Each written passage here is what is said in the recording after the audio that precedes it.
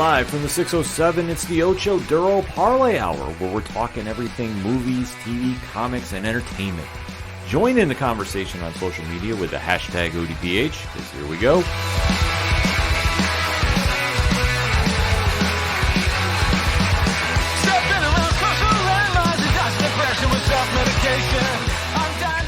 Welcome to an all-new edition of the ODPH podcast, better known as the Ocho Duro Parlay Hour. What is happening, everybody? Thank you so much for joining us this week. My name is Ken M. Joining me in studio, as always, you know him. He is the co-host. His name is Padawan J. Hello, hello, hello. Folks, we have a lot to talk about in the land of movies, TV, comics, and more. You are tuned in to the entertainment edition of the ODPH, and we definitely want to interact with you, so make sure to swing on over to odphpodcast.com. Join the conversation on our social media accounts. They're all right there on the front page. It's easy. We talk to everybody. Also, check out Parlay Points. New blogs dropping this week. The TeePublic store. No better time to go get some swag than right now. Check out the classifieds, the directory, anything and everything that is the ODPH can be found at odphpodcast.com. And always remember to use the hashtag ODPHpod on social media. Kicking off the entertainment edition, we have to recap the events of a seasonal event in the entertainment industry. Yes.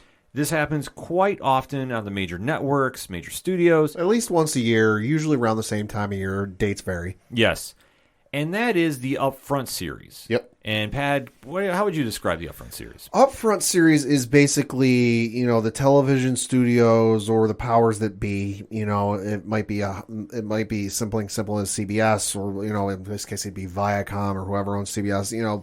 Putting on a presentation of everything they own, of what they've got, stuff returning, stuff that's going to be premiering this fall, stuff to look forward to, and it's basically a selling point for advertisers to say, hey, here's why you should, put your money with us on our show. Here's what because you can't just put any old ad on any television show. Right. If you're selling, some new Craftsman, a hammer, you're not going to put it on, an episode of Sesame Street. Like you need to do it where it makes sense. And there's a new documentary coming out on ESPN this fall. Oh, there are a lot of people going to be tuning into that. Why don't we put it with that? It's basically a way to show advertisers and folks investing money, like, hey, here's what we're coming out with. This is why you should be interested.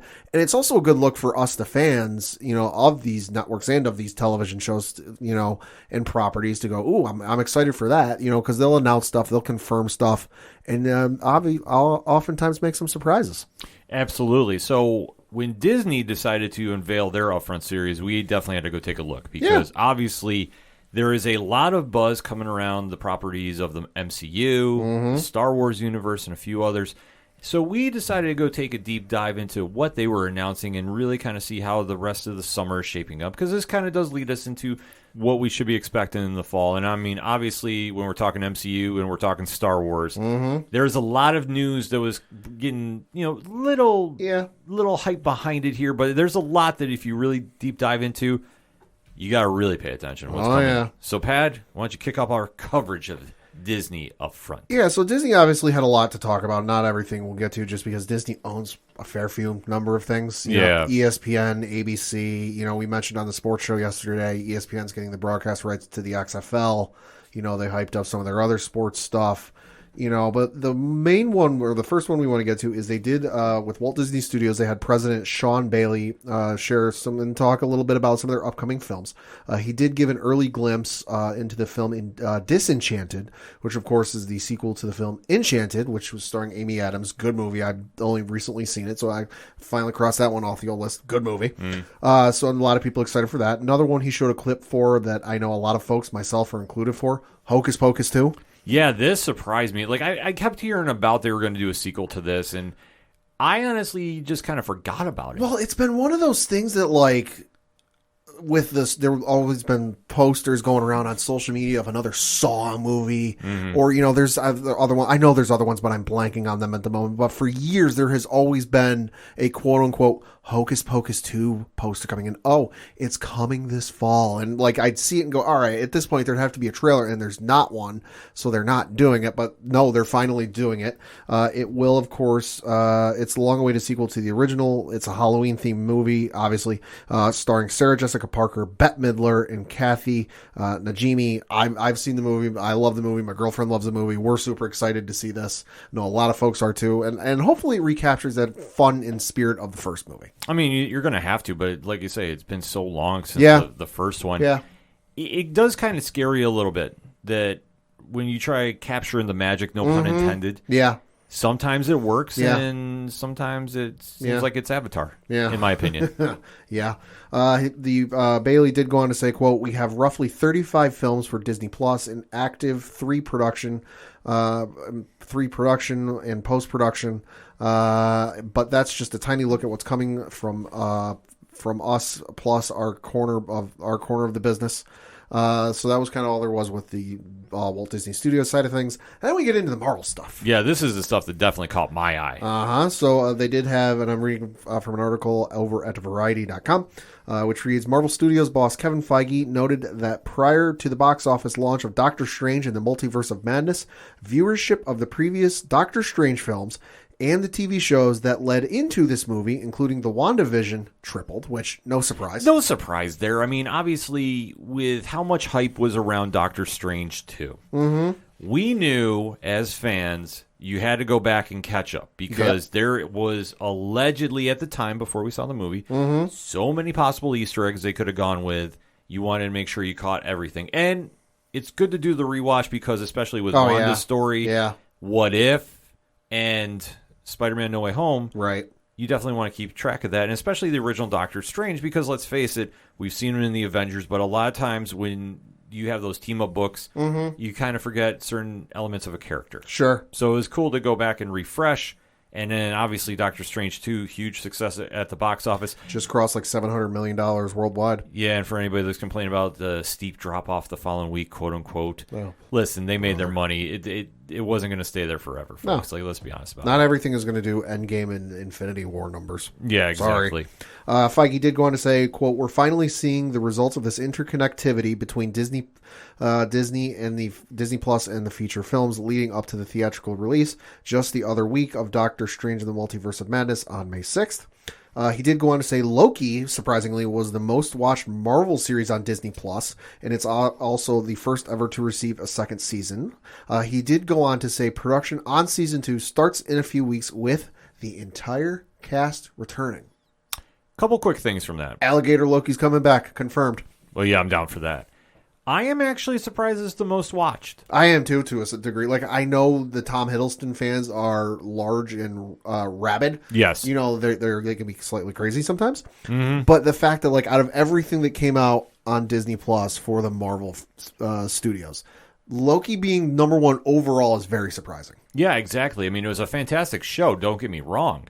I honestly thought it was WandaVision. For the amount of pop culture takeover it did. Yeah. And for that time period, we have to remember, I know we're light years away from it, so to speak, but you have to remember, during that time, that took over everything. And I thought WandaVision would have been first as well. Now, don't get me wrong. I figured Loki would have been top 3 just because of Hiddleston alone. Oh, sure, yeah. But I would have figured, given the whole, and I don't want to spoil it in case anyone hasn't seen it yet, the whole little plot twist with a certain someone showing up, partway through the series, I thought that really would have driven it and boosted up the numbers with a lot of people who might have been, waiting to watch. And, you know what? I've got 8, X number of shows I got to watch before I get to that one. No, I'll just wait and watch it when I can finally get to it.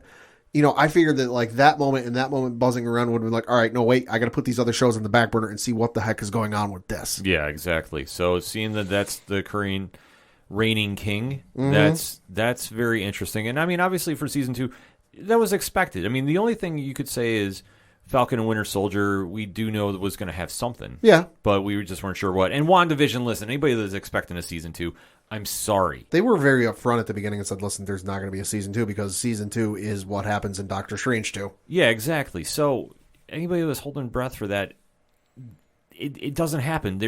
You can look back through the history of the time in the comics. Right. Scarlet Witch and Vision are team players. They're not the franchise solo stars. No. There's nothing wrong with that. They might be for a cup of tea, but not for anything super extended. Limited series here and there? Absolutely. Yeah. That makes perfect sense. But I mean, what else were you going to do for a sequel? Like, I mean, honestly. Well, and plus, it's like I just got done reading Avengers vs. X-Men for the first time. Wanda doesn't even show up for like half of the trade paperback. Yeah, exactly. So there's only so much you can do with her as a solo star. Mm-hmm. But she's tied into so many big stories in the MCU, comics universe, that is, that, you'll definitely see her back again. There's no question of that. Oh, yeah. But as far as a solo show, I don't think it's necessary. I don't think it's warranted either. So we'll see what happens. Samuel L. Jackson was there. He, of course, is returning as Nick Fury and going to star in the series Secret Invasion. The Variety article says it's a spy thriller featuring a very different version of the character.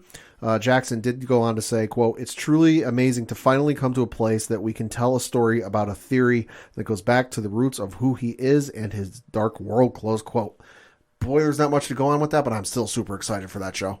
I am very excited about this, especially if they go back into like the real spy element of Nick Fury. Mm-hmm. Because I think in the most recent versions we've seen him in, it's not been Fury. Like, he's been great. Don't get me wrong. Right. But I'm used to like him in the comics doing so much covert stuff, and I think my favorite interpretation of him has been with the Winter Soldier. Right. So that being said, give me that really dark, gritty, undercover espionage world. Bring that to life, and then let's see where we go from here. Because obviously they're going to take some chances with Secret Invasion. They're going to do some different things.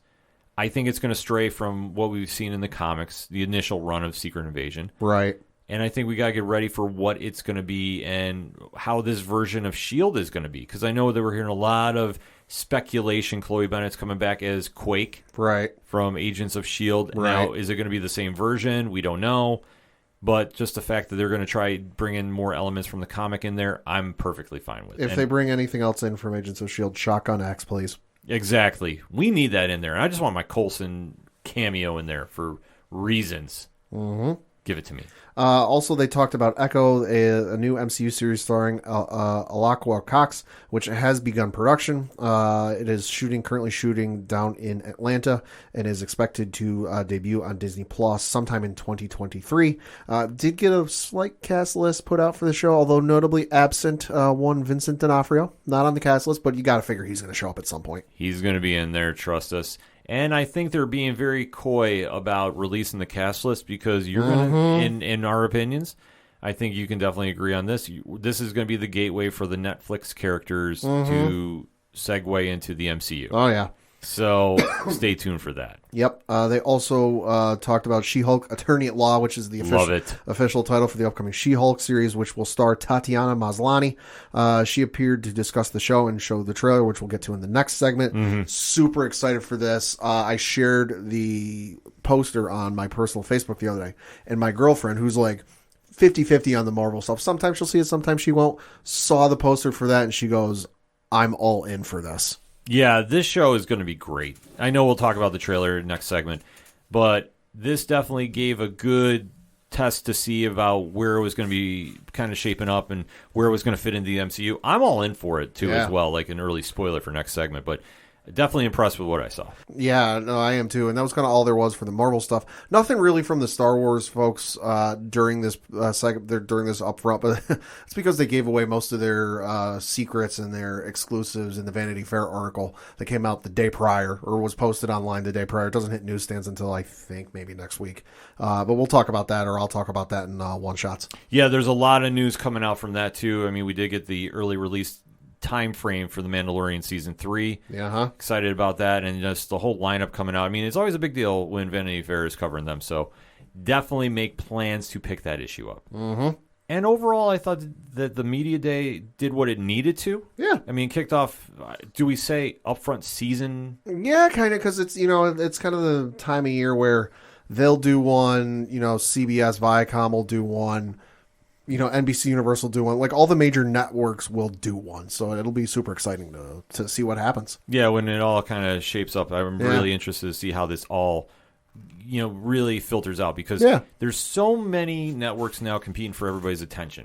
And not to say that this hasn't been a big deal in the past. Right. But you have to think especially the one that I think a lot more eyes are going to be on this year is the Warner Brothers Discovery. Is that the official name of the group now? Yeah, that's the name of the group. Okay, so I think that one is going to have a lot of buzz coming out. There's going to be a lot of eyes on that one. Mm-hmm. I think so, and I think that it'll be interesting to see about how they shape up in comparison to Disney, because obviously Disney is the one that was really moving the needle with everything. Not to say that everybody else doesn't have big announcements, because they do. People are interested in Disney, but I think from like an entertainment industry standpoint of things, I think a lot more people are interested in the Warner Brothers Discovery one, simply because $44 billion were put out to buy Warner Brothers. Yeah. So there's a lot of money. So and there's a lot of hearsay and a lot of rumors going around. You know, I read a rumor the other day that whoever is in charge of Warner Brothers Discovery now wants a setup similar to how Disney run things. Yeah. Where like,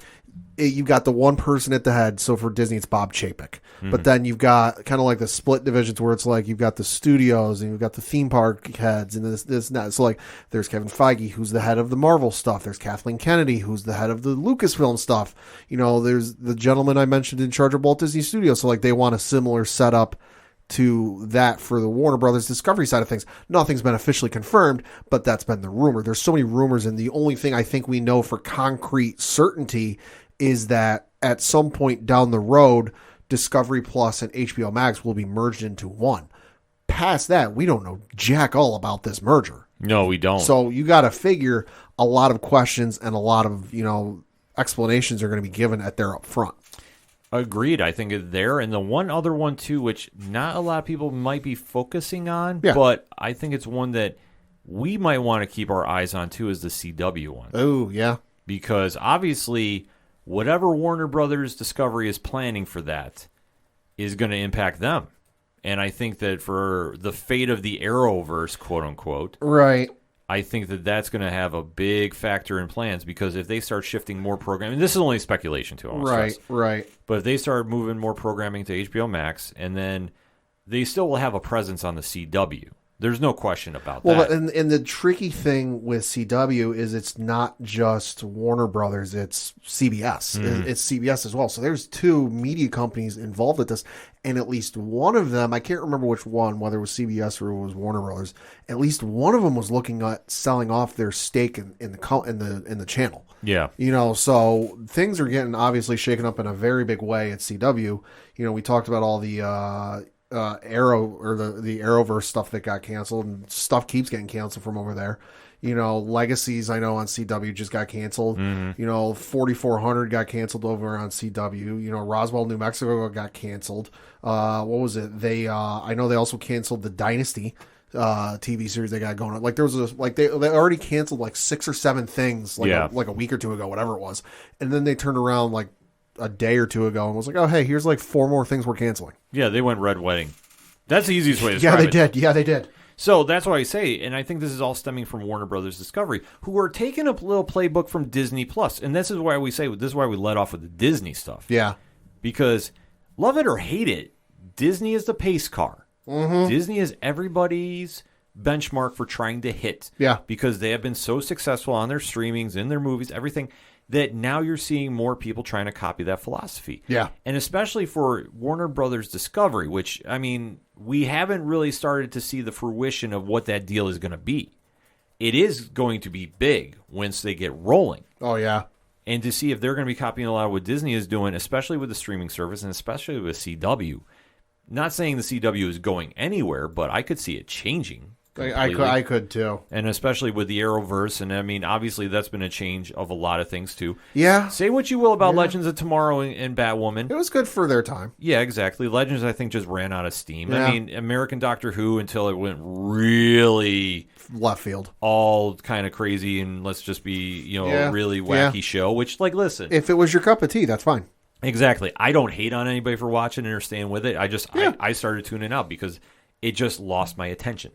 Batwoman went through a lot of transition during its history. Oh, yeah. And I thought Season 2 ended pretty good. Season 3, a little mixed on, what I thought of it. I thought they did some things good. I thought they did some things really bad. But like I say, I'm not super shocked at those. The Flash is running on borrowed time. Let's be honest. No, they are. I think this next season will be their last. Yeah, I think they're going to go Arrow and do a half season and call it a day. Yeah. And there's no shame in that. There's nothing wrong with that. I just think that at this stage, especially with how they've handled the Rogues Gallery, and if you're a longtime listener, you know I'm very critical about this. I think that they could have done a lot more with some different characters and sustained it. Oh, I agree. But they went a different route, and listen, that's what they want to do. Cool. Oh, I agree. But I think that for where they're going to end up, I mean, you have to acknowledge the track record. Right, and I think the writing is on the wall if you kind of just read the tea leaves and you just kind of look at it and connect the dots with where the Arrowverse is and where it's going. And I think it's going to quickly come to an end. Simply because, yes, technically Superman and Lois is still on TV. And yes, technically it is a part of the Arrowverse because it's spun off of Supergirl, which was in that same universe. But here's the thing I would say. You know, we haven't really done a major crossover since Crisis on Infinite Earths. Yeah, there was the mini one with Armageddon at the beginning part of the season. Count that, but that was kind of like a half crossover, you know. But what was noticeably absent from that crossover, quote unquote, with the first half of the season of Flash, or should I say, who was absent? Clark, Superman. There was no Superman during. Kara was there, and some of the folks from, you know, the Supergirl show were there. Yeah, but there was no Lois, there was no Jonathan, there was no Jordan, there was no Clark, there was no mention of them. There was no glimpse of them. Mm-hmm. Small Superman and Lois is now in its second season and a half, if you want to get technical with it.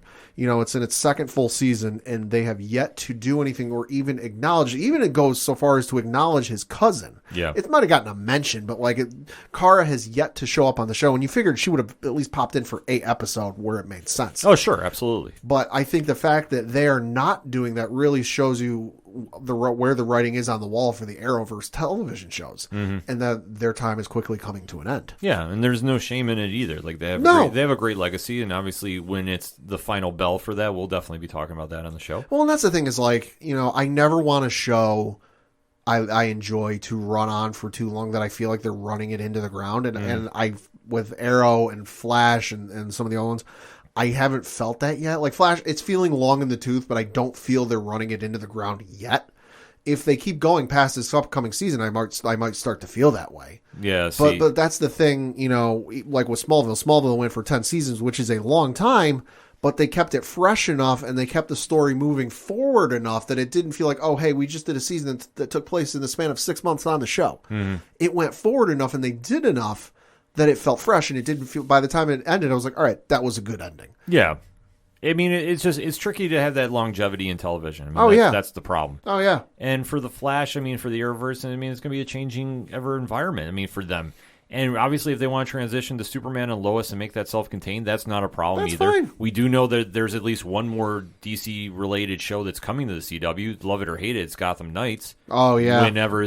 Whatever that's going to finally wind up being in its interpretation. I know I've kind of heard a couple different things, and I'm waiting to see the first trailer before I make a judgment on it. No, I am too. So that all said, they're taking a playbook out of Disney, I think, for Warner Brothers Discovery. Says they want to cancel and go to a different route.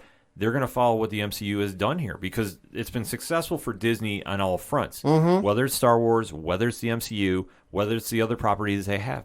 And that is why this upfront is so important. Oh, yeah. Because everybody is watching what Disney's doing. You might see that ripple effect like in the water of how their moves other people are going to start copying. Oh, yeah. And then we go from there into a very, very interesting 2022. See, I think the only things that really came out of the whole Disney thing was, I know Family Guy got renewed for another season, and so did Simpsons. Yeah. Which is no surprise. No surprise, but man, I still can't believe Simpsons is Simpsons, I think it's season 34, I think 34, and Family Guy got renewed for season 21. Man, that's a lot of time. That's a lot of tread on the tires as we talk about. But when you're Disney, you can pull that off. So that all being said, ODPH Society, hit us up on the hashtag ODPHpod. What is your takeaways from Disney Upfront 2022? What stands out to you? What does not? Let's talk about it, shall we? We're going to take a quick break. We'll be right back. Hello, everyone. My name is Nick. I'm the host of Nikolai's Kitchen, and I'm also the host of the annual live stream for The Cure.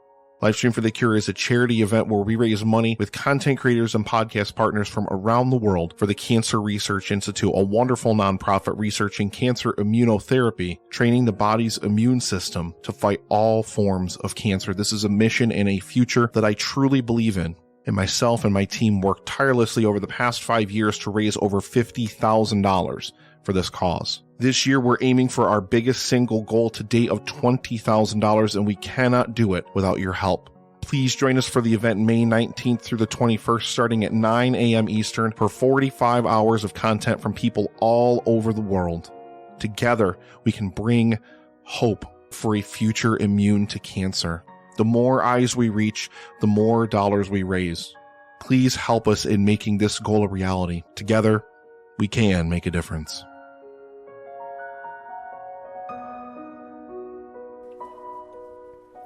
Coming back for a second segment on this edition of the ODPH podcast, and we have to break down probably the highlight, to us anyway, from Disney Upfront 2022.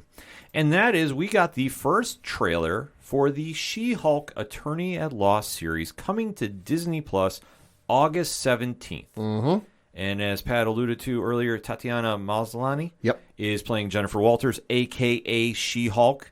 And this one has got a lot of hype behind it. Yes. Very excited to see what they're going to do, because She-Hulk is always an interesting character in the comics. Has had some legendary runs by John Byrne, amongst others. And to see what we're going to have with this show, I think they're going to really play to the strengths. We might have a little fourth wall breaking that I can see happening as well. Probably. They're going to do a lot of fun things here. So let us break down the first trailer for She-Hulk Attorney at Law. So, Pat, let's lead it off. Yeah, so the trailer opens up. You got a skyline of, I presume it's New York City, and you hear Bruce Banner's voiceover saying, "Being a superhero is a trial by fire. Who's going to protect the world if not people like you?" You know, and there's this whole while he's talking, there's some action sequences. You know, there's a room like a banquet hall of some sort, you know, red light kicks on, so clearly it's like some sort of like security protocol. People are freaking out a little bit. You then see some guys with like some crowbars and some guns, you know, standing there. You got a shot of an SUV or a minivan rolling over and down a hill, but then we see the one and only She-Hulk jump in I would presume like an Avengers workout type of suit. It looks like the time travel suit, but it's not the time travel suit.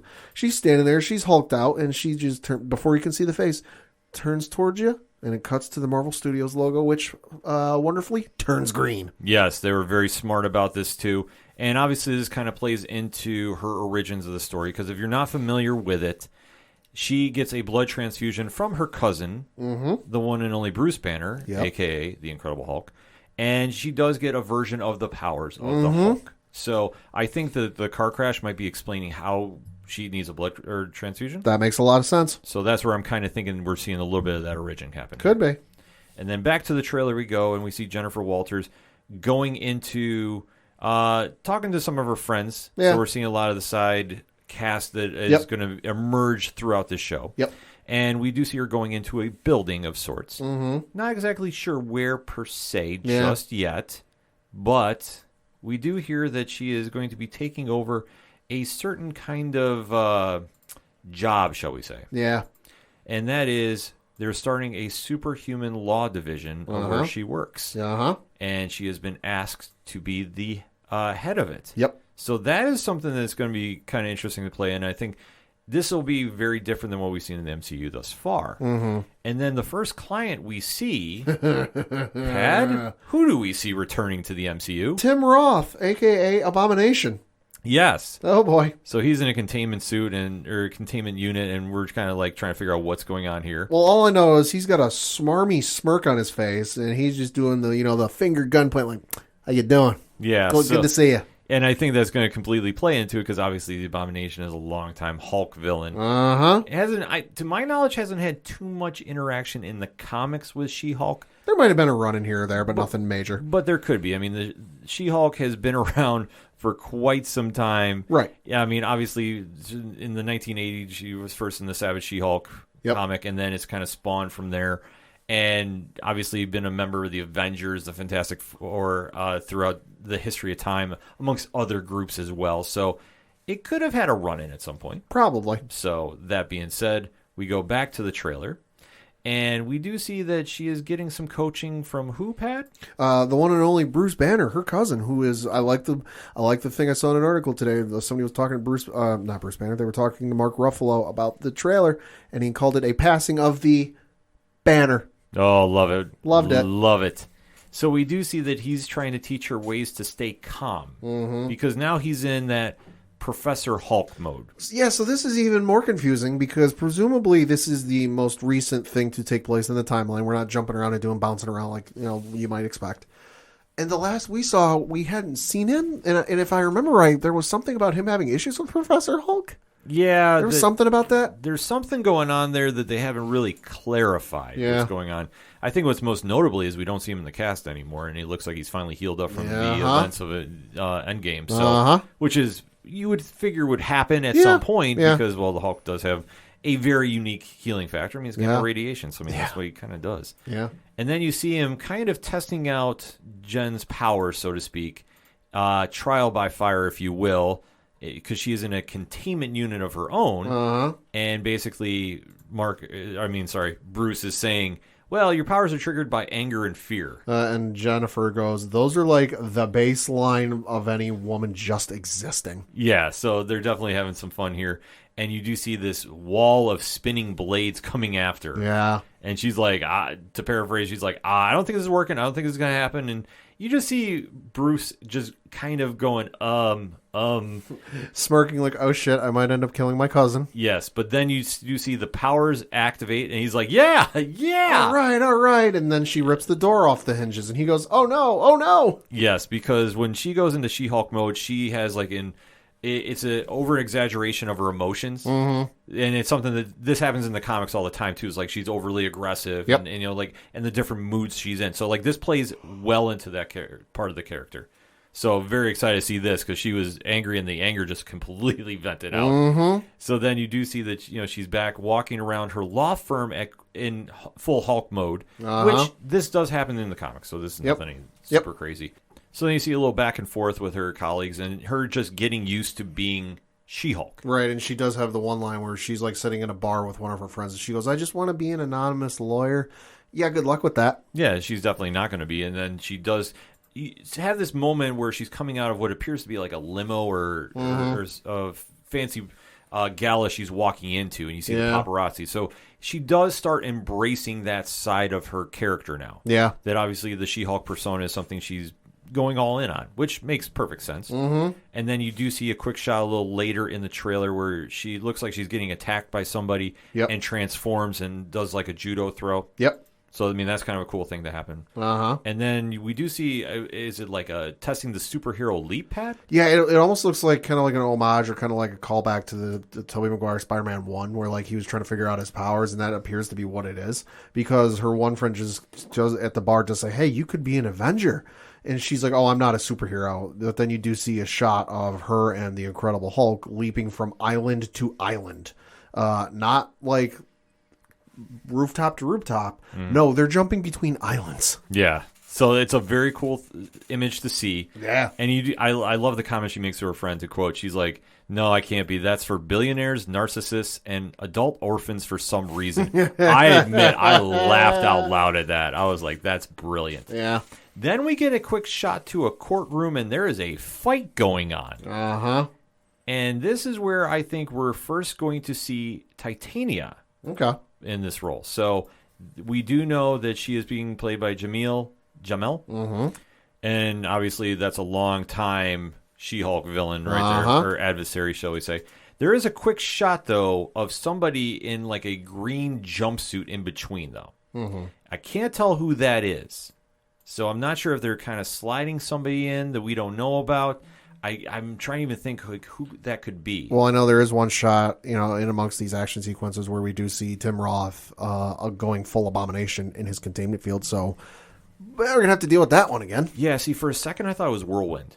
Maybe. Like taking it really back in the echelon of the Marvel Comics universe villains. And then you do see another shot of Titania, and then it goes back to shots at the bar with Bruce and Jen just kind of, talking about, things going on. And then it kind of fast forwards to you see Tim Roth's character go into full abomination mode. Yep. Kind of growing there as well. Uh-huh. And then it just kind of goes into the final shot of the trailer where you do see that She-Hulk apparently is on a dating site, swiping right. Some variation of Tinder. Yes. And we do see a cameo from the legend of the WWE. Uh-huh.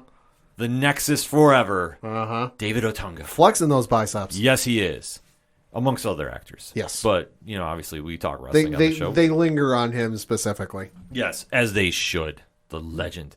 And then you see that she does appear to hook up with somebody that wants to split some fries. Well, he goes, I haven't had a date in a while. And she just goes, oh. And he goes, should we split some fries? And she goes, let's get those to go. Yes. With a knowing smirk on her face. Yes, and then you do see her carrying the guy across the threshold of her apartment. Uh-huh. And that's how it ends. So, Pat, overall thoughts on the trailer? Super excited for the show. I know there's got to be some cameos, and I'm thinking of one specifically, a certain lawyer that I think is bound to show up in this series at some point. Says, hey, we're dealing with law, and that character likes to deal with law as well. But I'm super excited for this. This is probably one of the ones I'm more excited for, just because it's different than what we're used to with the Marvel stuff. Yeah. And the possibility of cameos has got me really excited. Yeah, I'm definitely excited about this as well. Like, I'm not sure what to expect from this, except I think they're going to borrow a lot from the John Byrne run. And there's been some great incarnations of She-Hulk throughout the comics. I mean, obviously, we mentioned first coming to life from Stan Lee and John Buscema back in 1980, I believe. Yes. So from there, her character has definitely evolved over time, and she has many connections throughout the MCU, whether it's the Fantastic Four and the Avengers primarily. I mean, I think there's been a S.H.I.E.L.D. run here and there, but then again, it's the comics universe. I think everybody's had a tenure in S.H.I.E.L.D. at some point. And I think they got a lot to work from, too, especially if this is the John Byrne run, because I know that that's the one, for me, that stands out as a fan. But there's been some great incarnations throughout the years, and I think they're going to just really have some fun with this. And I think that that's something we really need to remember with this show. It's not going to take itself that serious. No, God, no. I think that they're going to definitely play up a lot of humor, and I think it's going to be well-timed and well-placed. I mean, we already saw some moments here in the trailer that I'm definitely excited about. Like I said, I laughed out loud about the one about I can't be a superhero. The definition. That caught me off guard. I was like, okay, here we go. But I think we are going to see some cameos as well from some, D-list villains. I keep on hearing something about Frogman. Oh God. So, and like I said, if you give me that and Stiltman, I'm in. I'm all in. Like, give me those D-list villains that she has to go defend. I do think that we're going to see Matt Murdock's character appear at some point, and I'm not sure about who else. Maybe Nick Fury at the end, because I could see She-Hulk being involved with the next incarnation of whatever the Avengers lineup is going to be. Whether they call it the Avengers or if they're going to go call it like the Ultimates or the Champions. I'm not sure what they're going to wind up doing there. Right. But I think that we'll see that here. And for the opening impressions, I know a lot of people were focusing on the CGI of this. Yeah, the visual effects. And to that I say, we all had the same opinion about Moon Knight when we first saw the trailer. Mm-hmm. Let's give it time to see what happens here. I mean, the show comes out in August. It's currently May, so there's plenty of time to dial it in. Yes. So I think once we get around to that aspect of things, everything will be all right. And like I say, we got some time too, because obviously Miss Marvel is going to be debuting in June. Very soon too, by the way. That's creeping up rather quickly. Miss Marvel, you've got Thor, Love and Thunder coming out in July. Yeah, that's right around the corner too. Oh, I know. I mean, the MCU is coming back full blast too.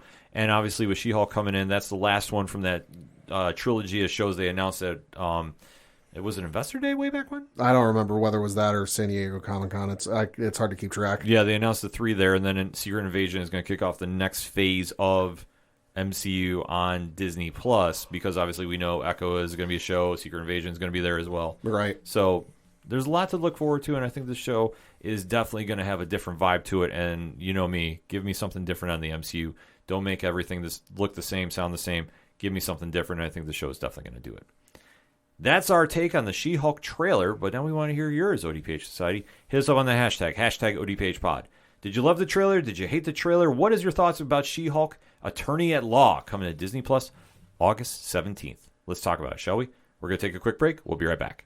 Have you ever found yourself confused about the current state of the MCU or whatever the hell is happening with the DC universe? Do you often have no idea what the hell the difference is between craft beer and that Bud Ice stuff at the gas station? Well, then look no further.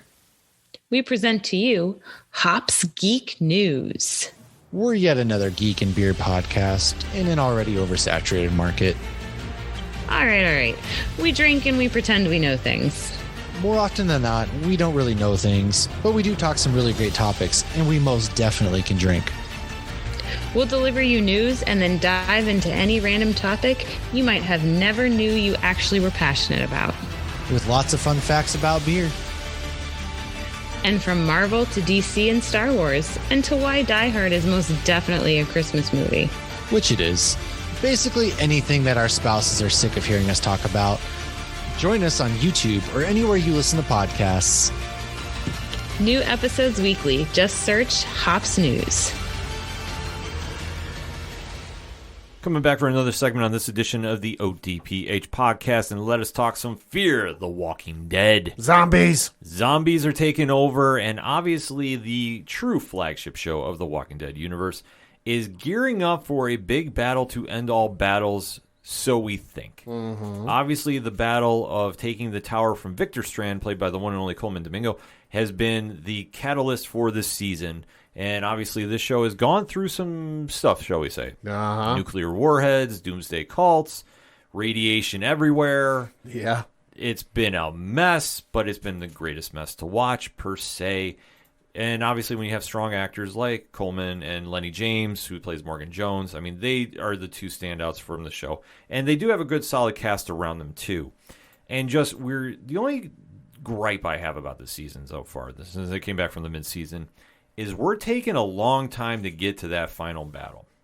And I understand we're trying to give everybody some time on the show, and I get that.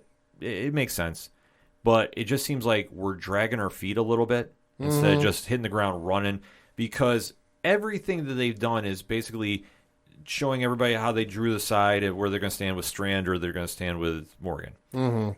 This episode, we got a little more clarification, and I felt, to do the quote-unquote non-spoiler, I felt they took away a lot from last episode's big impact. Sure. With this one, just with how it ended.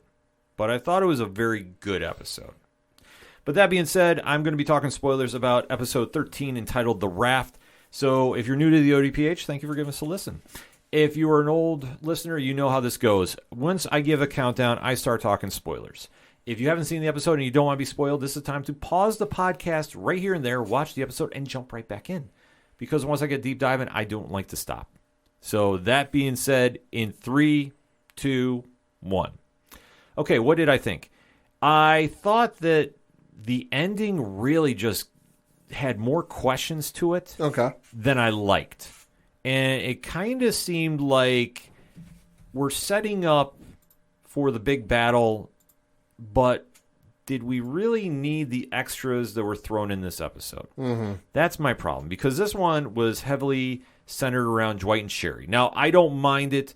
I think that Austin Emilio, who plays Dwight, and we know him from the actual Walking Dead show, he was Negan's right-hand man, got his face burnt at one point, and then was exiled out of there. He's now hooked up with this group.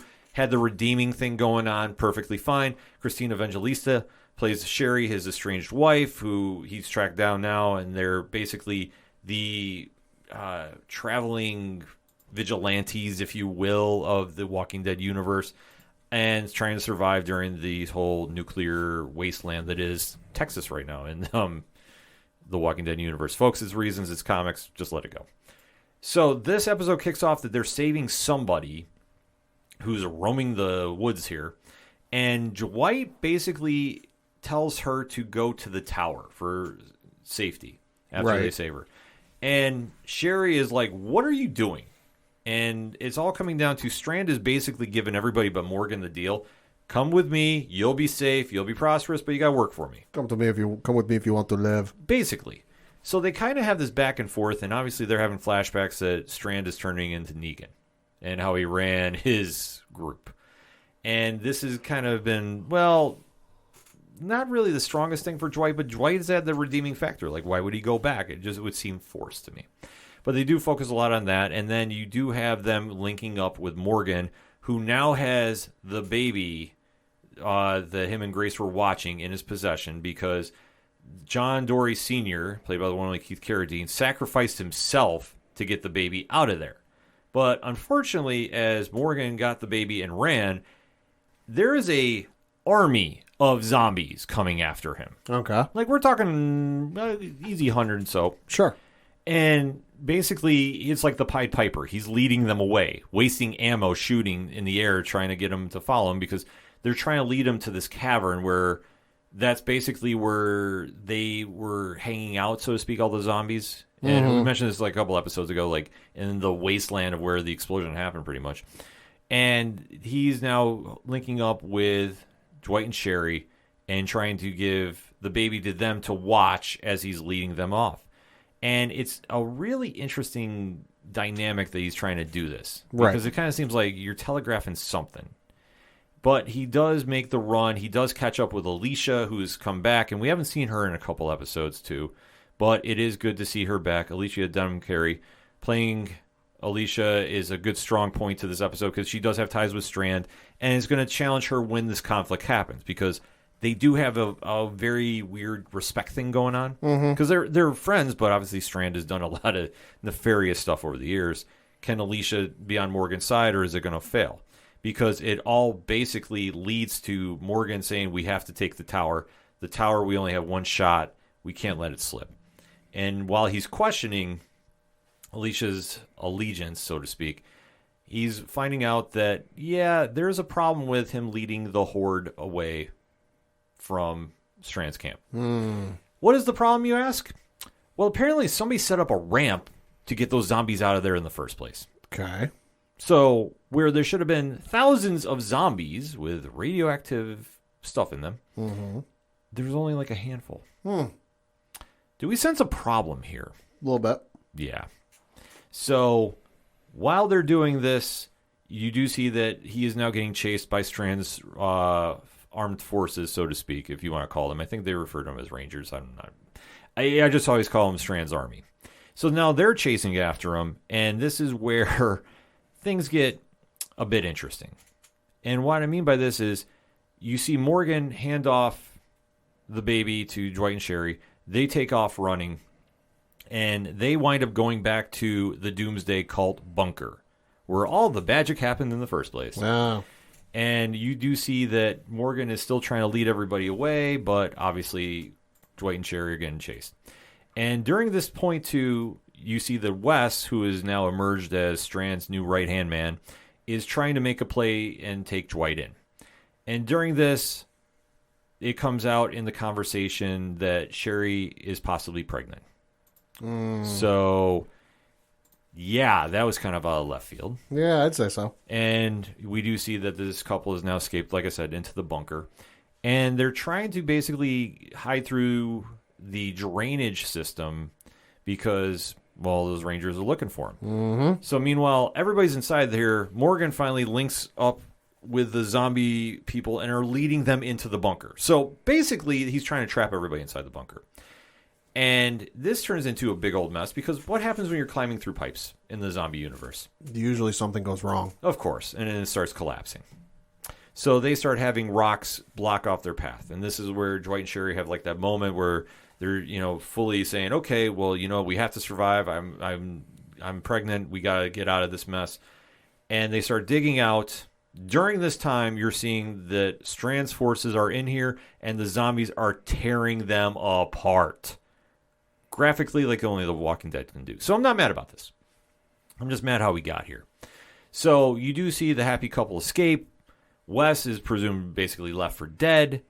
And it's just now come out to the point of, well, we have to get the tower taken care of. Alicia, are you in? And she keeps saying, no, I'm not. No, I'm not.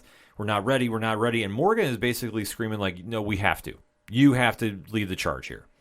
And we can't go back to the submarine. Because apparently now, the submarine, which has been the base of operations for I don't know how long, is now having a radiation problem. Like, apparently it's not holding up to the blast, even though people have been living there for a couple months. Right. Yeah. So, during this point, it comes to a decision that Morgan is going to take off with the baby.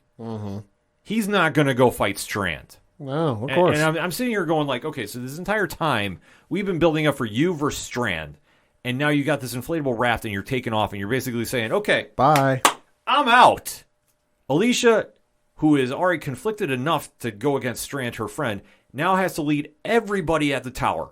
And Morgan is like, I got to get the baby to safety. That was the plan. As soon as I got her out, that was the whole mission.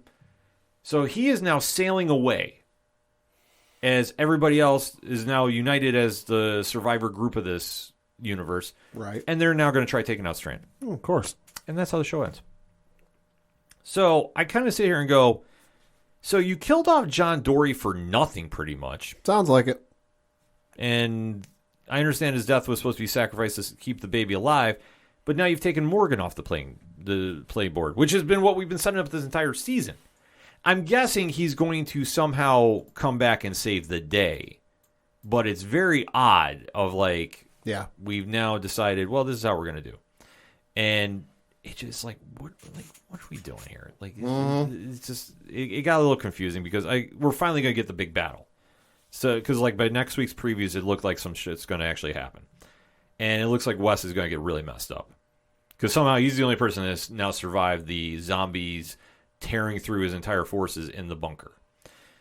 Either way, I didn't think it was the worst episode, but I thought for Dwight and Sherry, it was kind of like a letdown. Because all of a sudden she's really, like, I get the point now, though, since she's technically pregnant on the show. Right. That, you know, of how she was worried about would Dwight go back to Strand, like how it would be with Negan. So that makes sense because obviously she's worried now becoming a mother. Right. You know, where's the loyalty going to be and are you going to do this? And would it make sense to fight Strand and go about this? So I understand that, but it just took us so long to get here. I'm like, man, you guys are telegraphing a little too much. And just the whole thing in the bunker just seemed too easy. I'm not saying it's like there's 4 survivors down, trapped in around 1,000 zombies in a cave that's collapsed on them and everybody escapes unscathed. But it kind of had that vibe to it. Either way, it looks like we're going to get a big battle with Strand. About time. Yeah, it is. Because they only got 3 episodes left, I believe, before the season finale. We got to start picking up the pace. We really got to start getting here. And if we're not going to have Morgan versus Strand, it's going to be a letdown. As much as I love Alicia and the character on the show here, I just think that you have to give that payoff. I mean, you take a look at all the promotional art, too. I'm showing Pad right now the poster. It's Morgan and Strand. Like, you have to have that big battle. Like, if he's sailing away with the baby, I understand why, but it's like we're now just going to take him off the playing field. I don't get it. Yeah. A little confusing, but the episode, like I said, was good. I'm not hating in that aspect. Like, I thought the acting was very good. Anytime we have Dwight and Sherry on, it's usually pretty good, but I thought the random curveball of the pregnancy really kind of took a little bit away. And I think that now, going into the final battle, you get the sense like somebody's not going to survive this one way or another. But that's what we do here on the Fear of the Walking Dead. So I'm not too mad if they're going to be killing off characters for the right reasons, but if you're just going to waste John Dory for reasons, it's a rare miscue for them, which so far this season they've had a couple. I got to be honest. I really do enjoy the show, but I'm going in with this saying like, all right, this is now starting to borrow a little too much from the flagship show, and it's not really catching my attention like it should. But with 3 episodes left, I got faith they'll pull off something crazy for the finale, and I'll be tuned in. But ODPH Society, let me know what you think. Hit me up on that hashtag ODPHpod. What did you think about episode 13 entitled The Raft of Fear the Walking Dead? Have you been watching the show? Have you not? Let's discuss it. This show is usually clicking on all cylinders, but man, we're taking our time to get that big battle. Not exactly sure how I feel about that, but that's why we got to have that conversation. So hit me up, let me know. We're going to take a quick break. We'll be right back.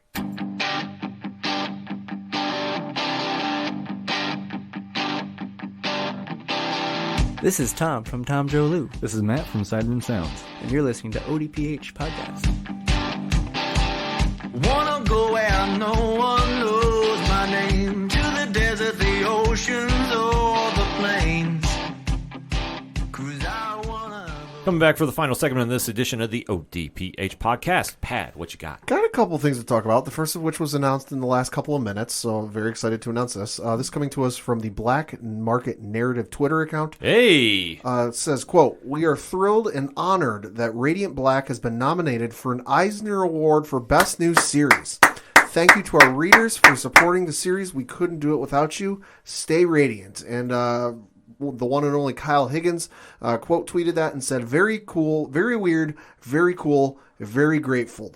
From Marcelo Costa, from Michael Bustillo, and all of the team, thank you for giving our new superhero a shot. Hashtag Eisner. So very well deserved. Hell yeah. Very well earned. That's awesome news. Congratulations, guys. Yeah. Man, we got to talk to those guys pretty soon. Yeah. It's been a while. Also going on as we record, or as it will come out tomorrow, or if you're listening to this on Thursday, it might already be out.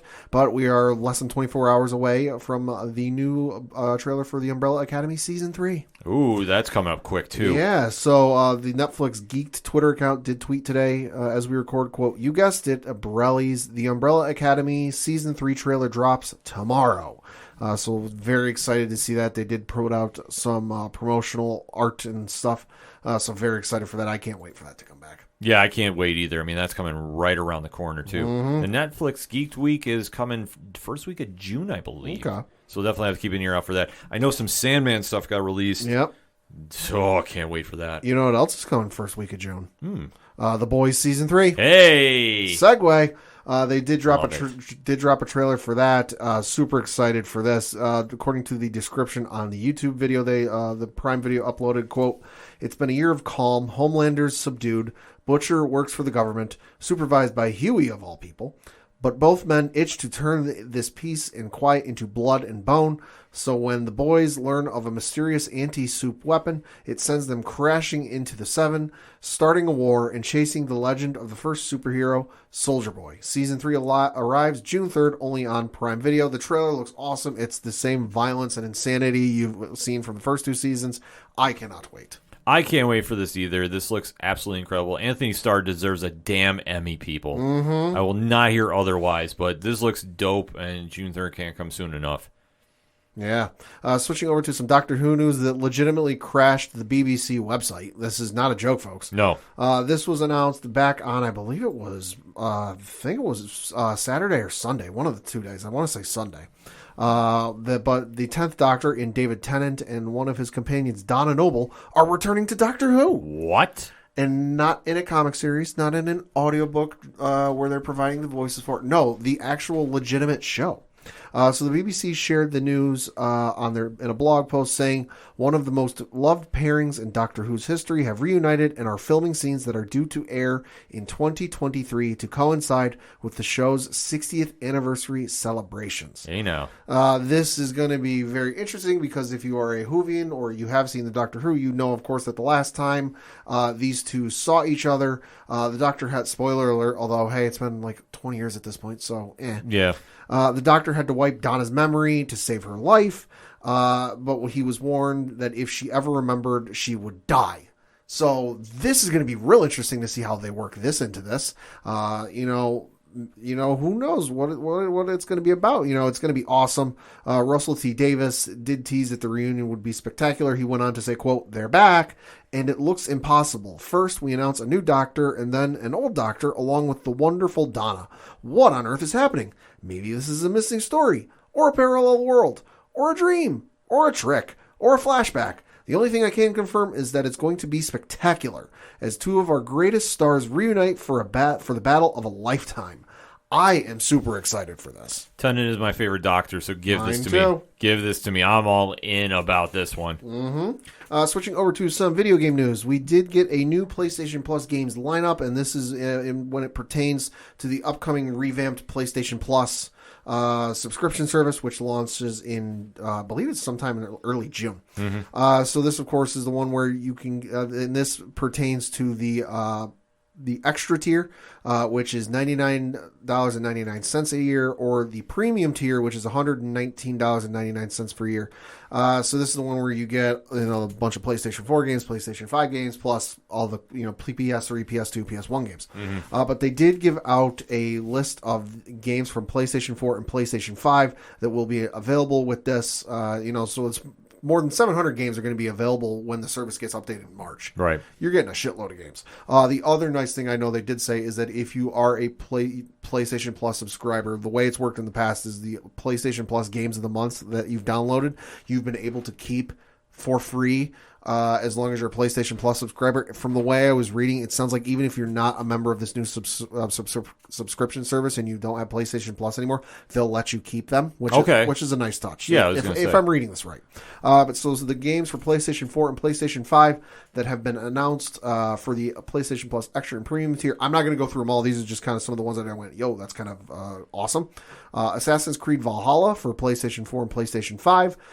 Days Gone for PlayStation 4. You've also got Demon Souls for PlayStation 5. That's the one from Blue Point Games. It's kind of like the Dark Souls kind of game. Okay. You've also got Final Fantasy 15 Royal Edition for PlayStation 4. Ghost of Tsushima Director's Cut from Sucker Punch. That's PlayStation 4, PlayStation 5. God, I gotta play that one. Yes. God of War, the most recent incarnation, not the original one. That one for PlayStation 4. You've also got Horizon Zero Dawn for PlayStation 4. Infamous First Light for PlayStation 4. Infamous Second Son for PlayStation 4. Let's see, Little Big Planet 3. You've also got Marvel's Guardians of the Galaxy, Marvel's Spider-Man Miles Morales joining the lineup, Mortal Kombat 11, NBA 2K22, Red Dead Redemption 2, Resident Evil, Returnal, which I've heard is a fantastic game for PlayStation 5. Shadow of the Colossus for PlayStation 4, Soul Calibur 6, The Crew 2, The Last Guardian. You've got The Last of Us Remastered, The Last of Us Left Behind. You've also got Uncharted 4, A Thief's End, Uncharted the Nathan Drake Collection, and Uncharted the Lost Legacy. So outside of the PlayStation Vita game, that's every Uncharted game. So if you subscribe to the service and you haven't played any of the Uncharted games, you now no longer have an excuse to have not played these games. And then Until Dawn, which is a fantastic thriller horror game that you should really check out if you're into kind of like that horror thriller genre. So those are some of the games they've announced, and more I'm sure will be coming down the road. Some of the other games they announced: Borderlands, the Handsome Collection, Lego Harry Potter Collection will be in the classic games catalog. Which I think for the PS3 versions, so that'll be awesome. It's a good lineup, I would say. That's a dope lineup. And then also included with the extra and premium subscription tiers is going to be Ubisoft Plus. So this, from an article on IGN.com, it says Ubisoft Plus will first be available on PlayStation in the form of Ubisoft Plus Classics, which comes bundled with PlayStation Plus Extra and Premium tiers. This version of Ubisoft Plus features a curated selection of popular games, 27 available at launch, that will include Assassin's Creed Valhalla, The Division, and For Honor. Ubisoft Plus Classics will be available from when the new version of PlayStation Plus launches, which is June 13th in America, June 23rd in Europe. While Ubisoft has now officially announced the service, it was semi-revealed when Sony recently announced that Assassin's Creed Valhalla would be part of the new PS Plus service. Other games coming in the first 27 include Child of Light, Far Cry 3 Blood Dragon, Far Cry 4, Steep, South Park, The Fractured Butthole, separate word, not one word. Yeah. The Crew 2, Trials Rising, Watch Dogs, and Werewolf Within. Ubisoft promises the Classics collection will grow to more than 50 games by the end of 2022, and that there are more games planned for the future. Furthermore, Ubisoft announced that a full version of Ubisoft Plus, which includes more than 100 games, day one releases, and premium editions of some games, is coming to PlayStation and Xbox consoles. No date was offered for either console, aside from the promise that the service ultimately will be available on PlayStation and Xbox. Currently, Ubisoft Plus is only available on PC, Stadia, and Amazon's Luna service. So that's kind of an interesting little tidbit or a little bit of add-in, for the PlayStation, a little bit of more bang for your buck. Absolutely. I mean, the better deals you can get for this, and that sounds like a hell of a deal. Yeah, it does. So definitely excited about that. And then switching over to some streaming news, it was announced that the League of Extraordinary Gentlemen is going to be getting rebooted for Hulu. Reading from an article on IGN.com, it says the League of Extraordinary Gentlemen is returning once again, this time as a film being developed for the streaming platform Hulu, according to The Hollywood Reporter. The Disney Studio division under 20th Century Studios will be responsible for the reboot, which will be written by Justin Haith, who worked on Revolutionary Road, Red Sparrow, and produced by Susan Montford, Erwin Stoff, and Don Murphy, the latter having also produced the 20th original adaptation of the series back in 2003. Written by Alan Moore and illustrated by artist Kevin O'Neill, the League is set in Victorian England and borrows elements of stories like Dracula, Sherlock Holmes, and 20,000 Leagues Under the Sea. It follows a group of heroes including Mina Murray, Alan Quatermain, Captain Nemo, Dr. Jekyll, and the Invisible Man, fighting enemies like Fu Manchu, Professor Moriarty, and aliens from H.G. Wells' War of the Worlds.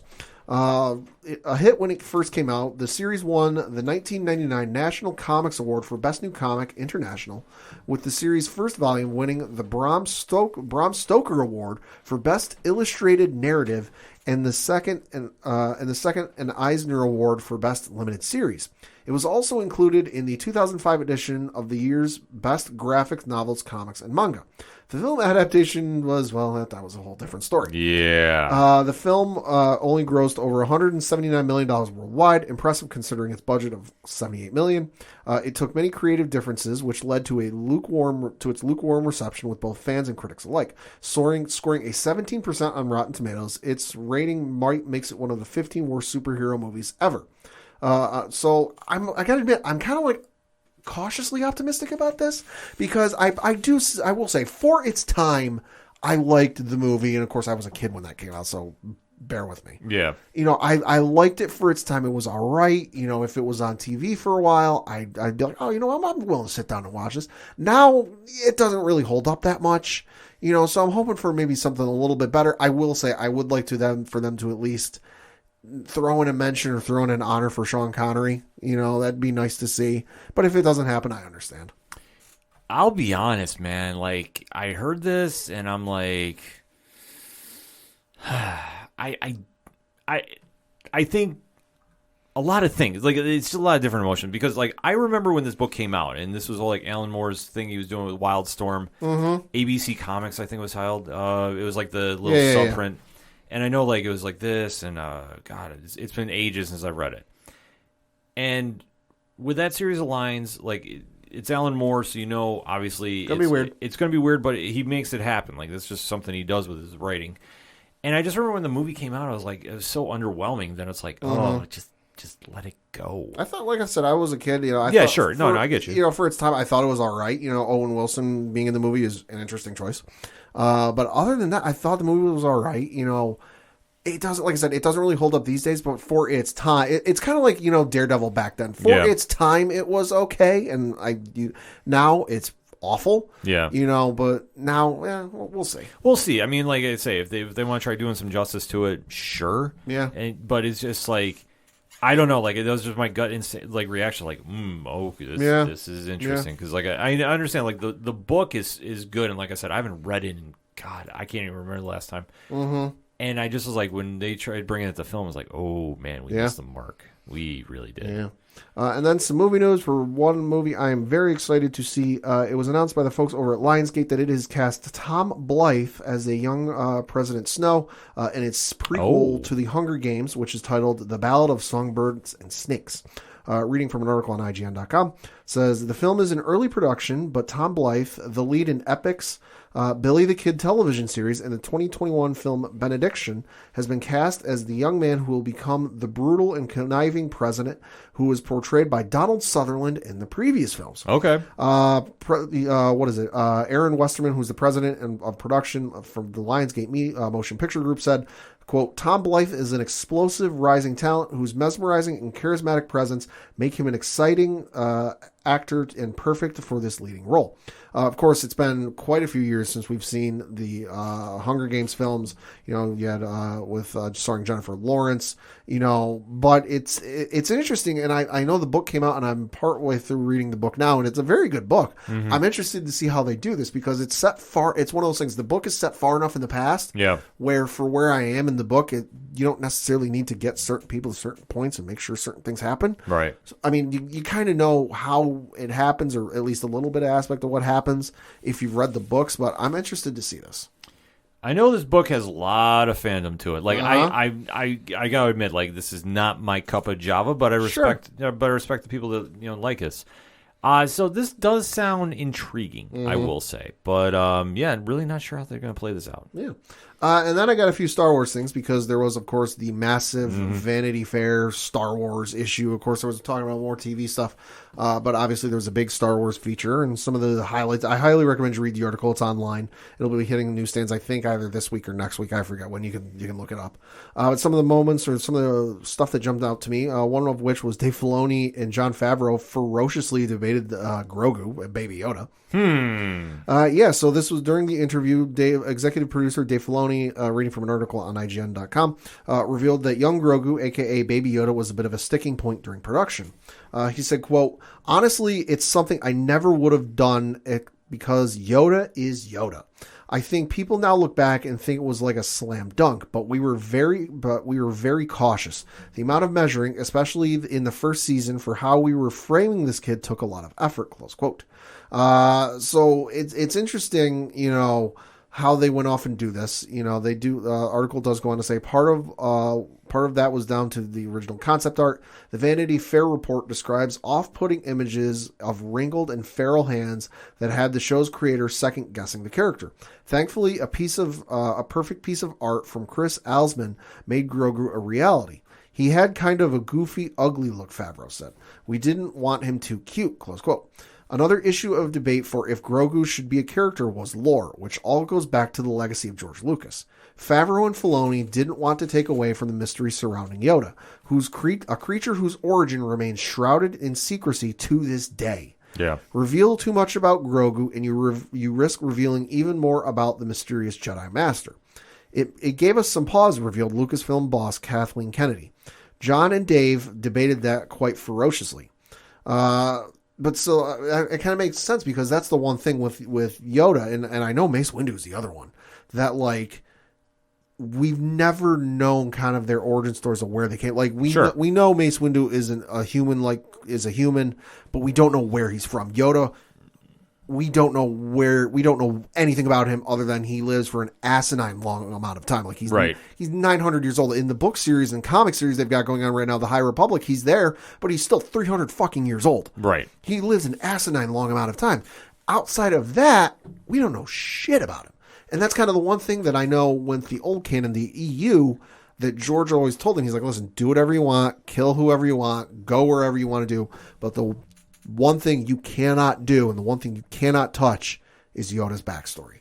And to this day, we don't know anything. And I understand Jon Favreau and Dave Filoni's cautiousness about this, but especially Dave having learned from George Lucas, those are the two best guys to handle something like this. I agree. I mean, this is something I wasn't super shocked because, like you touched upon, there are certain characters in the Star Wars universe you just don't go near. Mm-hmm. And for good reason. Yoda is one. Oh, yeah. So if you're going to connect anything to him, I mean, and his history is just shrouded in mystery, and I think it needs to stay that way. Mm-hmm. That I could understand the debate about Grogu, but I think they took a real chance with it. It's worked out thus far. I think the only thing that fans will be asking to find out whenever The Mandalorian ends is what happens to him and how can we never hear about him in the future. Like, that's the only burning question right now. Right.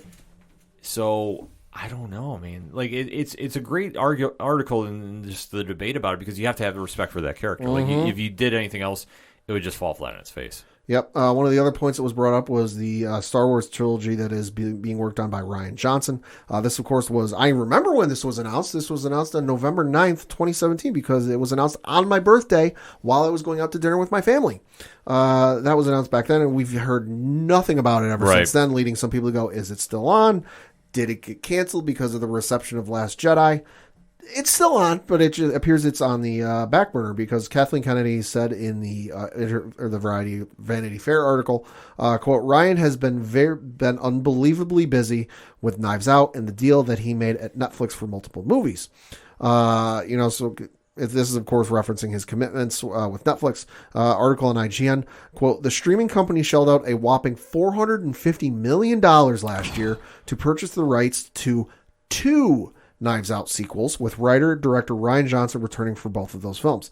So he's done one. One of them is either being filmed or close to being done filmed. But he's got another one he needs to do for those folks. So the article from IGN goes on to say, this deal has reportedly put Johnson's Star Wars trilogy on the back burner for now, meaning there are no dates or timelines for when the first film will be released, and it doesn't currently feature on Lucasfilm's immediate roadmap for the future. Kennedy even hinted that the trilogy format might be on the way out in favor of more persistent storytelling, which we'll get to in a minute. I mean, that makes all the sense in the world. You know, they when something gets canceled or something gets put off, they don't hold off on it, you know, and kind of leave fans along thinking, no, it's still going to happen. No, they're pretty outright, and when they say something's been canceled, they haven't said so as much. And the deal with Netflix makes all the sense in the world. Listen, Netflix has invested a lot of money into having him put out the 2 Knives Out sequels for them. Obviously, that's going to take precedent. Mm-hmm, absolutely. So, not super shocked with this. No. But you know what? Anytime you mention Rian Johnson and the Star Wars fandom, you're going to get a reaction. Yeah. So, we'll have to wait and see. Yeah, so we'll have to wait and see about that. And I know a lot of people thought that might be the next movie on the docket, but it appears not. So it now appears that the Taika Waititi Star Wars film that he's been working on might be the next one to come out, whenever that is, because we know he's working on something, but as of any specifics, we don't know shit. Yeah, so a lot of moves happening in the old Star Wars universe. Yeah, and then moving on to some other stuff, as we mentioned, or I mentioned with the last bit, Kathleen Kennedy says that it's now Star Wars is now about persistent storytelling, not trilogies. So speaking to a Vanity Fair, she opened up about the master plan for the Star Wars franchise. Quote, as she admitted, Lucasfilm is navigating a new path after regrouping and mapping out the future. It seems the pivot toward television has influenced their film projects, as Kennedy hinted that trilogies may no longer be the best way to structure their stories. She said, I do think a little bit of fun has gone out of making these gigantic movies. The business, the stakes, everything that's been infused in the last 10 years or so. There's a kind of spontaneity and good time that we have to be careful to preserve. We all recognized, every single one of us, that this is a new chapter for the company and that we needed to all work together to create the architecture for where we're going. So she goes on to say, I hesitate to use the word trilogies anymore because Star Wars is much more about persistent storytelling, which I think has worked out for them lately. I mean, obviously you look at kind of the divisiveness of the last trilogy, love it or hate it, it's very divisive. But you look at The Mandalorian, you look at Book of Boba Fett, and just how well received those have been. I think they might be making the right decision. I do too. I mean, obviously, you've done so much with the trilogy factor. Yeah. Standalones don't hurt. Mm-hmm. I mean, take a look at Rogue One. Yeah. So I think if you kind of keep that atmosphere in that kind of vein, I think you'd be all right. Mm-hmm. And then on to some of the projects upcoming.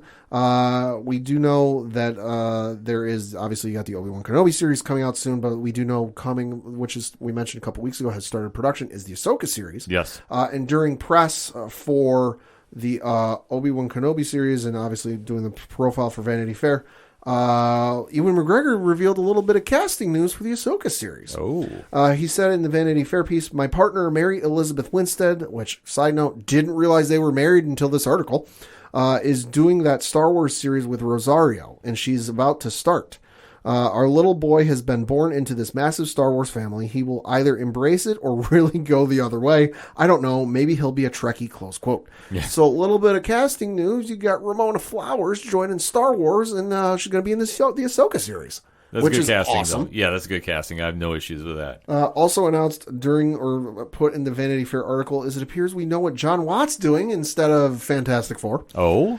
So according to the Vanity Fair, he is set to make a currently untitled Star Wars series, which people are figuring is going to air on Disney+.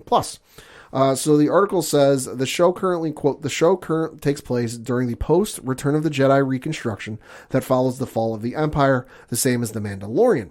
Plot details, of course, remain under wraps. The show, according to IGN.com, the show is set to be created by John Watts alongside writer Chris Ford, who previously worked alongside Watts on Spider-Man Homecoming. Mm-hmm. Although little is currently known about the show, it does apparently have a working title, Grammar Rodeo. Don't read too much into it. Star Wars loves to do this. They love to give their projects weird names when they're filming.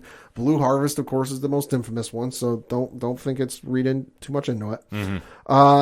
So whether or not, that probably doesn't give us much about the casting. However, there does appear to have been a casting notice has gone out for children around 11 to 12 years old, according to Vanity Fair. Quote, inside Lucasfilm, the show is being described as a galactic version of classic Amblin coming-of-age adventure films of the 80s. So you can't help but wonder, maybe this is going to be like the Goonies in space or something. It's got that vibe to it. I'm super excited for it, though. Yeah, I don't know how I feel about that, but it does have that vibe to it, so I'm kind of waiting to see about that. Yeah. We also got a little bit of an update on the Cassian Andor series, and we got some details. That is supposed to be coming out late. It was confirmed or put in the article. They didn't give a firm date in the article. They just said late summer 2022. So sometime later this summer, maybe August or September, I would say. But they did ask Diego Luna and then the writer of the show what they felt about the show. And Luna said, quote, they had to say about the show. Luna said, quote, "It's the journey of a migrant.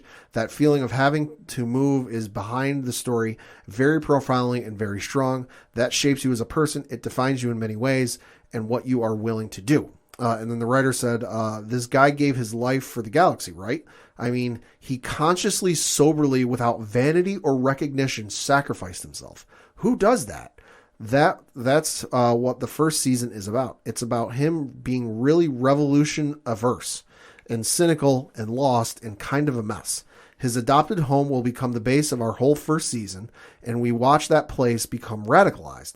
Then we see another planet that's completely taken apart in a colonial kind of way. The Empire is expanding rapidly. They're wiping out anybody who's in their way, close quote. I am super fucking excited for this show just because Rogue One is easily the best Star Wars movie Disney has done. Yes. Like, bar none. Bar none. There's no question about that. It's the best one they've done. I'm super excited for this. I'm a little bummed K2SO won't be in it, but listen, it's reasons. I want to say it's been confirmed for a second season, and presumably he'll show up in season 2, but I can't wait for this to come out. It's going to be amazing. Yeah, give it to me. And then also you had the announcement, or Lucasfilm has basically come out and said that they're not going to recast iconic stars after what happened with Solo. So Kathleen Kennedy told Vanity Fair that the company, quote, this according to an article from Variety.com, told Variety that the company has learned never to recast iconic Star Wars characters following the flop that was Solo, a Star Wars story, excuse me. The Ron Howard directed 2018 movie cast Aldrin Ehrenreich as the younger version of Han Solo, the hotshot space pilot famously brought to life by Harrison Ford. Many critics and fans felt Ehrenreich just couldn't capture Ford's magic. Quote, "There should be moments along the way when you learn things," Kennedy said. "Now it does seem so abundantly clear that we can't do that."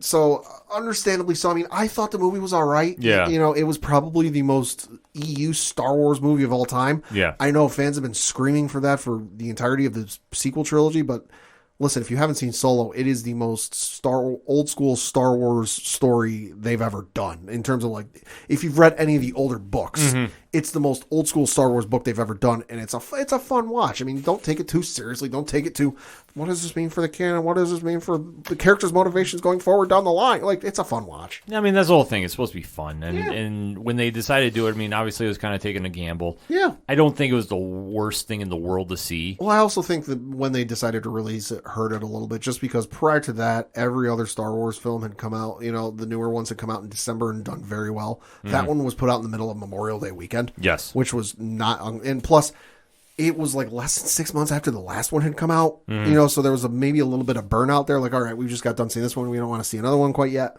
Who knows? You know, either way, I think it's a good movie, and I think you should absolutely go see it. Yes. So for mine, we got a lot to talk about at the comic shop. Okay. So, Pat, I have a book I'm recommending to you specifically, because I don't think you've gotten on board with this yet. It's by DC Comics, Batman, Superman, World's Finest, number 3. Okay. Now, I need you to go back and start picking this up. Why? It's written by Mark Waid, drawn by Dan Mora, who we know from Once and Future. Yep. This might be DC's best book on the block. It's up there with Nightwing. And this is up your alley, being a big Superman guy. All right. I think you need to go get this. And I'm going to just tell you right now, if you're not on board, I know Dan Mora is an amazing artist. Mark Waid is one of my favorite writers. His run on Captain America with Ron Garney is up there in, like, my top runs of all time. It's not Snyder and Capullo level, but it's damn near close, because that's how much I love Mark Waid's writing. Did an incredible job on The Flash, too. But him now teaming up with Batman and Superman, give it to me. I'm all in on this. And then taking a look at the picks of the week on Parlay Points. On Comixology Originals. Now, this book is out on trade paperback via Dark Horse Comics. But it has now returned for its second arc. It's The All-Nighter by Chip Zdarsky and Jason Liu.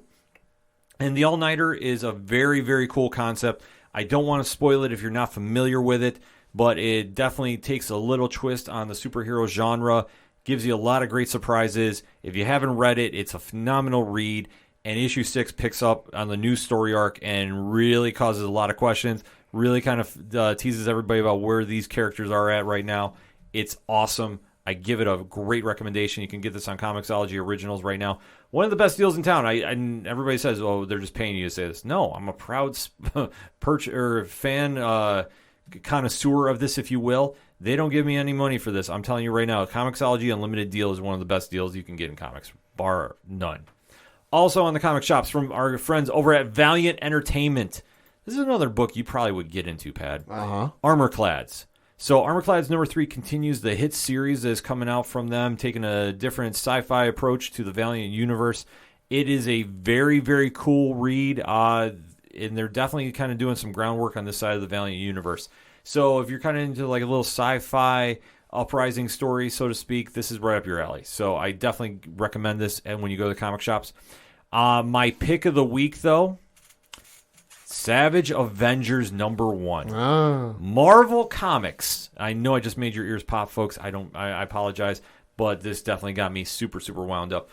David Pepose, who you know we've talked on the show if you listen to Cheers to Comics. Shout out to our guy Brian Wayne. You know David's work there. He does the OZ and a bunch of other amazing books. I could just rant and rave about his stuff, but I'm telling you right now, you need to get familiar with it. Him and Carlos Magno created something really special here. The team lineup.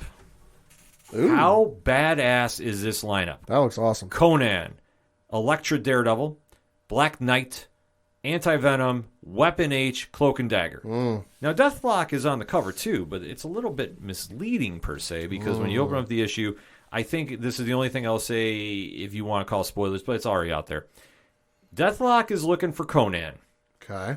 And there's a big-ass fight. One of the best I've seen in comics in recent memory. And then once the other characters get involved, it goes up to 10, up to 11, up to 12. Like, it just keeps ramping up.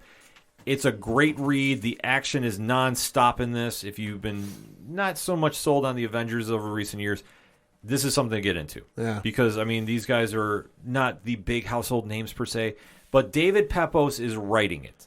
That is pretty much all I need to say, because if you're not familiar with his work, davidpepose.com, I'm going to just give you those recommendations right now. There you go. Because the OZ is one of the coolest books you're ever going to read. Scout's Honor is dope as all dope can absolutely be. Spencer and Locke, enough said. Like, I don't feel I need to explain anymore. Just go get his stuff, because he's fantastic. His writing is top-notch, and the fact he's getting a shot at Marvel, salutes. Round of applause. Yeah. This issue, definitely go pick up at your local comic shops. It's absolutely incredible. But not to be outdone, though, Boom Studio has a pair of books out right now, too, that you need to go check out. House of Slaughter number 6 comes back. So if you're into Something is Killing the Children, and you should be, because that's a great series, this new story arc is going to be right up your alley. They're going to be talking about the Scarlet Masks of the Order of St. George. So a little deep dive on the character and a little behind the scenes of like what goes on with them. So it's a very cool intro to the new story arc, and if you're not familiar with House of Slaughter, you need to get familiar. And my last pick of the week, Power Rangers number 19. All right. So this one, Ryan Parrott, Marco Renna, absolutely crushing it as always. This is the quote-unquote Charge to 100, the legacy writing. And this issue, if you've been following since the Eltarian War, they go into unique directions with this series. Because they've kind of split off the group into, like, one pair is doing their own story. It's a little fun. The other one is kind of having their own little more serious story. And I will tell you this, they hit you right in the gut with the final panel on this page. Heartbreaking to say the least, but I know that Ryan Parrott was tweeting out about it a little bit. To paraphrase, because I don't have the tweet in front of me, definitely going through a lot of range of emotions going with this book, and definitely wanted to give something to the fans, something to talk about, and definitely did the right thing. So those two books, House of Slaughter and Power Rangers by Boom Studios. Listen, we say it once, we say it all the time. Go support your local comic shops. Go support your favorite independent podcasts. Go support your favorite indie comic creators. Shout out to Adam Walenta from Punk Taco. Go support him. Go get some Punk Taco number 2. and definitely keep the medium alive and keep it positive, and definitely, talk about your favorite books. We definitely like hearing about it. But Pat has got, one more thing about comics here. Okay, let's... So we got some breaking news as we record. Hey, it's actually breaking news we record. It has been announced by the folks over at Marvel that there is a new ongoing series involving Carnage. Oh. And the reason I'm reading off this is because I looked at this, I was like, oh, okay. And then I saw the cover and went, holy fucking shit. So reading from the article on Marvel.com, the headline reads, Carnage Goes to Hell. Oh, God. And the little subheadline says, Carnage heads to the underworld in a new arc by Ram V and Roger Antonio, kicking off in August's Carnage number 6. So the article reads, Carnage, one of Marvel's most terrifying villains, is proving to be deadlier than ever in his brand new ongoing series by writer Ram V and artists Francesco Manna and Roger Antonio. Adrift and alone, the Carnage symbiote is free and ready to give in to his most sinister cravings as he unleashes his chaos in the Marvel Universe in this visceral new era. The series enters its second arc this August, and fans will see just how big Carnage's ambitions are as he heads to the realm of the Dark Elves for an enticing prize, the Throne of Malekith. What? The Carnage symbiote has a bloodlust unlike any other organism in the Marvel Universe. Now, its ruthless and aggressive efforts to quench that bloodlust will reach new and never-before-seen heights. But what in the hell, H-E-L, is Carnage up to, and what will it do to anyone who gets in its way? I am now showing Ken the cover art for this. What the flying is this? That is an impressive piece. Uh-huh. Wow. It is Carnage with a staff, much like you would see in some depictions of Satan. He's got the little crown, or like the little horns like you would see on Satan. And then, who's that underneath him? That's Malekith. And he's dead. Wow. Uh-huh. Wow, that is some interesting stuff going on right there. Holy shit. Yeah, we might have to go pick that one up. Uh-huh. I literally saw the cover art and went, what the flying fuck is this? Yeah, that is some wild stuff. Uh-huh. That is a wild-ass cover. Uh-huh. Holy shit. That's going to get crazy. They're going to take the Donny Cates run of Venom and go, hold my beer. Well,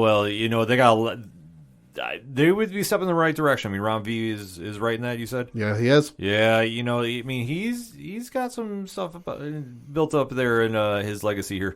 So, I mean, by the time it's all said and done, we got to see, but that is a wild story to be telling right now. Uh-huh. Wow, you actually got me a little speechless, Pat. That is Carnage is going... badass cover. Carnage is going to go kill Malekith. Oh, shit. Oh, yeah, let's get weird. Uh-huh. I'm here for this.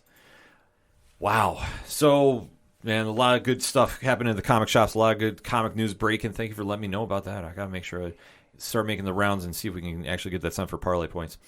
Usually I will do the long intro, but I'm just going to remind everybody because we are, as we're recording, one day away from Livestream for the Cure.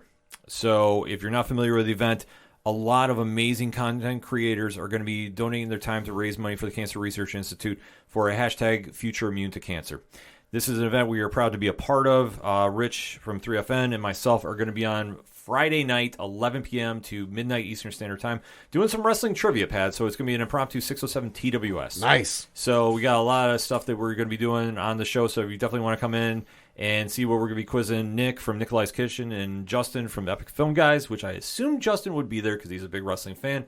We're definitely going to have a lot of fun, and just for everybody that has donated their time, donated their resources for such an amazing event, I just want to say thank you. And this is such an honor to be a part of each and every year that we've been here now, and we cannot stress enough, this is what you should be focused on this weekend. You've heard the promos. You can check it in the liner notes. You can go to odphpodcast.com. It's right on the front page, all the links you need. Go support this event. Enough said. Twitch.tv/livestream FOR The Cure. So that being said, that is all I have for this week. So for the one and only Padawan J. Thank you. I'm your host, Ken. I can't stress enough. Go support Livestream for the Cure. Thank you as always for listening to the ODPH podcast, better known as the Ocho Duro Parlay Hour. We will see you next time.